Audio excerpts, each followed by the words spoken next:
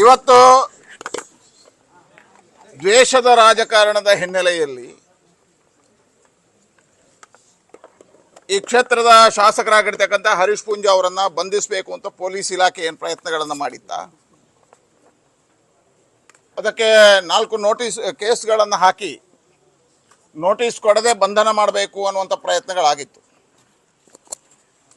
ಆದರೆ ವಕೀಲರುಗಳ ಪರಿಶ್ರಮ, ವಿಶೇಷವಾಗಿ ಬೆಳಗಿನಿಂದ ಇಷ್ಟೊತ್ತು ನಮ್ಮೆಲ್ಲ ಕಾರ್ಯಕರ್ತರು, ಹರೀಶ್ ಪೂಂಜಾ ಅವರ ಅಭಿಮಾನಿಗಳು ಈ ಹೋರಾಟದ ನೇತೃತ್ವವನ್ನು ವಹಿಸಿರೋದರಿಂದ ನಮ್ಮ ಜಿಲ್ಲೆಯ ಎಲ್ಲ ಶಾಸಕರು, ಭಾರತೀಯ ಜನತಾ ಪಾರ್ಟಿಯ ಎಲ್ಲ ಪ್ರಮುಖರು ಬಂದು ಜಿಲ್ಲಾಧ್ಯಕ್ಷರನ್ನು ಸೇರಿಸಿ ಮತ್ತು ನಮ್ಮ ಸಂಸದ ಅಭ್ಯರ್ಥಿಯಾಗಿರ್ತಕ್ಕಂಥ ಬ್ರಿಜೇಶ್ ಚೌಟ ಸೇರಿ ಮಾತುಕತೆಗಳನ್ನು ಮಾಡಿದರ ಪರಿಣಾಮ ಈಗ ನೋಟಿಸನ್ನು ಮಾತ್ರ ಕೊಟ್ಟು ಹೋಗಿದ್ದಾರೆ. ಯಾವುದೇ ಕಾರಣಕ್ಕೆ ಬಂಧನ ಮಾಡುವಂಥದ್ದಿಲ್ಲ ಅನ್ನುವಂಥದ್ದನ್ನು ಹೇಳಿದ್ದಾರೆ. ಬಂಧನ ಮಾಡುವುದಕ್ಕಾಗ ಹಾಗಾಗಿ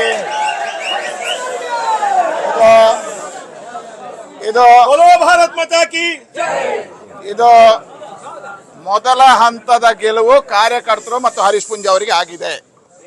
ಮೊದಲ ಹಂತದ ಗೆಲುವು. ಎರಡನೇದು, ಕಾನೂನಾತ್ಮಕವಾಗಿ ನಮ್ಮ ಪಾರ್ಟಿ ಮತ್ತು ನಮ್ಮ ನಾಯಕರೆಲ್ಲರೂ ಕಾನೂನಿಗೆ ಗೌರವ ಕೊಡ್ತಕ್ಕಂಥವ್ರು, ಈ ದೇಶದ ಸಂವಿಧಾನವನ್ನು ಗೌರವಿಸುವರು.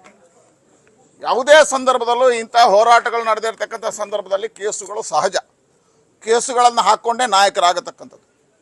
ಆದರೆ ಎಲ್ಲ ಸಂದರ್ಭದಲ್ಲೂ ನಮ್ಮ ಎಲ್ಲ ನಾಯಕರು ಆ ಕಾನೂನಿಗೆ ಗೌರವವನ್ನು ಕೊಟ್ಟುಕೊಂಡು ಬಂದವರು. ಅದರ ಪರಿಣಾಮ ಮುಂದಿನ ದಿನಗಳಲ್ಲಿ ಕೊಟ್ಟಿರುವ ನೋಟಿಸಿಗೆ ನಾವು ಕಾನೂನಾತ್ಮಕವಾಗಿರ್ತಕ್ಕಂಥ ಹೋರಾಟವನ್ನು ಮಾಡ್ತೀವಿ. ಸಹಜವಾಗಿ ಈ ನೋಟಿಸಿಗೆ ನಾವು ಉತ್ತರಿಸಬೇಕು. ಆ ಉತ್ತರವನ್ನು ನಾವು ಪೊಲೀಸ್ ಠಾಣೆಯಲ್ಲಿ ಕೊಡ್ತೀವಿ. ಹಾಗಾಗಿ ಇವತ್ತು ಈ ಕೇಸ್ನಲ್ಲಿ ಯಾವುದೇ ಬಂಧನ ಮಾಡೋ ಹಾಗಿಲ್ಲ ಅನ್ನುವಂಥದ್ದು ಕಾನೂನಿನ ವಿವರಣೆ. ಇದನ್ನು ಸ್ಪಷ್ಟವಾಗಿ ಪೊಲೀಸರಿಗೆ ಮತ್ತು SP ಅವರಿಗೆ ತಿಳಿಸುವಂಥ ಕೆಲಸ ಕಾರ್ಯಗಳಾಗಿದ್ದಾವೆ. ಈಗ ಅವರು ನಮಗೆ ನೋಟಿಸನ್ನು ಕೊಟ್ಟು ಹೋಗಿದ್ದಾರೆ. ಆ ನೋಟಿಸಿಗೆ ಉತ್ತರಿಸುವಂಥ ಪ್ರಕ್ರಿಯೆಯನ್ನು ನಾವು ಮಾಡ್ತೀವಿ. ಮುಂದಿನ ದಿನಗಳಲ್ಲಿ ನ್ಯಾಯಾಲಯದಲ್ಲಿ ಈ ಹೋರಾಟಗಳನ್ನು ಮುಂದುವರಿಸ್ತೀವಿ. ಇದಕ್ಕೆ ಪೂರ್ಣವಾಗಿ ಹರೀಶ್ ಪೂಂಜಾರ ಜೊತೆ ದಕ್ಷಿಣ ಕನ್ನಡ ಜಿಲ್ಲೆಯ BJP ಶಾಸಕರು ಮತ್ತು ಇಡೀ ರಾಜ್ಯದ ಭಾರತೀಯ ಜನತಾ ಪಾರ್ಟಿ ಅವ್ರ ಜೊತೆ ಇದೆ, ಮತ್ತು ಇಲ್ಲಿಯ ಕಾರ್ಯಕರ್ತರ ಜೊತೆ ಇದೆ. ಶಶಿರಾಜ್ ಶೆಟ್ಟಿ ಅವ್ರ ಮೇಲೆ ಕೇಸಾಗಿದೆ, ಅದನ್ನು ನಾವು ಕಾನೂನಾತ್ಮಕವಾಗಿ ಹೋರಾಟ ಮಾಡ್ತೀವಿ. ಎಲ್ಲ ಈಗ ಮೊದಲ ಹಂತದಲ್ಲಿ ಇಲ್ಲೆಲ್ಲ ಕಾರ್ಯಕರ್ತರ ಹೋರಾಟದ ಪರಿಣಾಮ ಗೆಲುವಾಗಿದೆ. ಅದಕ್ಕೆ ಎಲ್ಲ ಕಾರ್ಯಕರ್ತರಿಗೆ ನಾನು ಅಭಿನಂದನೆ ಸಲ್ಲಿಸ್ತೇನೆ.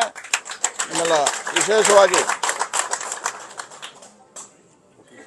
ವಕೀಲರುಗಳು ಇಡೀ ಟೀಮ್ ಬಂದು, ಶಂಭು ಶರ್ಮರು, ನಮ್ಮ ಸುಬ್ರಹ್ಮಣ್ಯ ಅಗರ್ತ ಅವರು, ಅವರ ಇಡೀ ಟೀಮ್, ಅಜಯ್ ಕೂತು ಇದಕ್ಕೆ ಕಾನೂನಿನ ಎಲ್ಲ ಸಲಹೆಗಳನ್ನು ಕೊಟ್ಟಿದ್ದಾರೆ. ಅವರಿಗೂ ಕೃತಜ್ಞತೆಗಳನ್ನು ಅರ್ಪಿಸ್ತೇನೆ.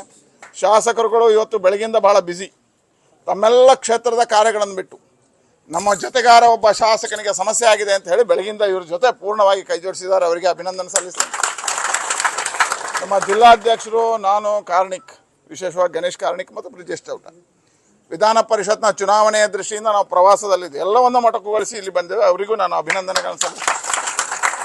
ಇಲ್ಲಿರ್ತಕ್ಕಂಥ ಇಡೀ ಕಾರ್ಯಕರ್ತರ ತಂಡಕ್ಕೆ ನಾನು ಮತ್ತೊಮ್ಮೆ ಅಭಿನಂದನೆಗಳನ್ನು ಸಲ್ಲಿಸ್ತೇನೆ. ವಿಶೇಷವಾಗಿ ಮಾಧ್ಯಮದ ಮಿತ್ರರು, ನೀವು ಒಬ್ಬ ಶಾಸಕರಿಗೆ ಅನ್ಯಾಯ ಆಗಿದೆ ಅಂತ ಹೇಳೋ ಕಾರಣಕ್ಕೋಸ್ಕರ ಬೆಳಗ್ಗೆಯಿಂದ ಇಡೀ ರಾಜ್ಯದಲ್ಲಿ ಇದೊಂದು ಸುದ್ದಿ ಮಾಡಿದ್ರಿ. ನಿಮ್ಮೆಲ್ಲರ ಪ್ರಯತ್ನ ನಮಗೆ ಇದು ಗೆಲುವನ್ನು ತಂದು ಕೊಟ್ಟಿದೆ. ನಿಮಗೆ ಅಭಿನಂದನೆಗಳನ್ನು ಸಲ್ಲಿಸ್ತೇನೆ.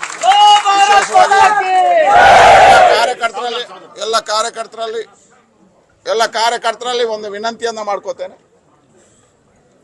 ನೀವೆಲ್ಲರೂ ಬೆಳಗ್ಗೆಯಿಂದ ಬಹಳ ಸುಸ್ತಾಗಿರಿ, ಊಟ ಇಲ್ಲ, ನೀರಿಲ್ಲ, ಅನ್ನ ಆಹಾರಗಳಿಲ್ಲ. ಸ್ವಲ್ಪ ಸಹಕಾರಗಳನ್ನು ಕೊಡಬೇಕು.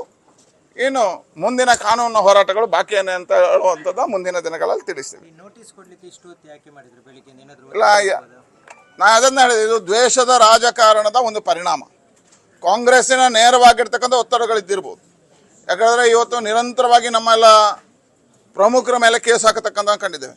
ಈ ಜಿಲ್ಲೆಯಲ್ಲಿ ಹರೀಶ್ ಪೂಂಜಾ ಅವರ ಕ್ರಿಯಾತ್ಮಕ ಚಟುವಟಿಕೆಯನ್ನು ನೋಡಿದ್ದಾರೆ, ಅವರ ಹೋರಾಟಗಳನ್ನು ನೋಡಿದ್ದಾರೆ, ಅವರ ಮಾಡಿರೋ ಕಾರ್ಯಗಳನ್ನು ನೋಡಿದ್ದಾರೆ. ಈಗ ಒಬ್ಬೊಬ್ಬ ಶಾಸಕನನ್ನೇ ಹಿಡಿದು ಈ ರೀತಿ ಕೇಸ ಇದಕ್ಕೆ ಬೆದರಿಸಬಹುದು ಅಂತ ತಿಳ್ಕೊಂಡ್ರು. ಆದರೆ ಭಾರತೀಯ ಜನತಾ ಪಾರ್ಟಿ ಹೋರಾಟದಿಂದಲೇ ಈ ದೇಶದ ಆಡಳಿತವನ್ನು ಹಿಡಿದಿದೆ. ಹಾಗೆ ಇಂಥದ್ದಕ್ಕೆ ಪೊಳ್ಳು ಬೆದರಿಕೆಗಳಿಗೆ ಬೆದರೋರಲ್ಲ. ಮಾತಾಡಿದಂತಹ ಹರೀಶ್ ಪೂಂಜಾರ ವಿಡಿಯೋ ಈಗ ವೈರಲ್ ಆಗ್ತಿದೆ. ಅಂದರೆ ಒಂದು ಕಟ್ ಮಾಡಿ ಖಾಲಿ ಬೈದ ಆಡಿಯೋವನ್ನು ಮಾತ್ರ ಬಯಲಾರ್ ಮಾಡಿ. ನೋಡಿ, ಇದೆಲ್ಲವೂ ಕಾನೂನಿನ ಒಳಗಿದೆ ಈಗ. ಹಾಗಾಗಿ ಕಾನೂನಾತ್ಮಕವಾಗಿರ್ತಕ್ಕಂಥ ಎಲ್ಲ ಹೋರಾಟಗಳನ್ನು ಮಾಡ್ತೀವಿ ನಾವು. ನೋಡಿ, ಬೇರೆ ಬೇರೆ 2 ನೋಟಿಸ್ಗಳನ್ನು ಕೊಟ್ಟಿದ್ದಾರೆ. ಒಂದು ನೋಟಿಸ್ಗೆ ನಾವು ಕಾಲಾವಕಾಶಗಳನ್ನು ಕೇಳಿದ್ದೇವೆ. ನ್ಯೂಸ್ ಫಸ್ಟ್ ನಿರ್ಭೀತಿಯಿಂದ ನಿಮ್ಮ ಪರವಾಗಿ.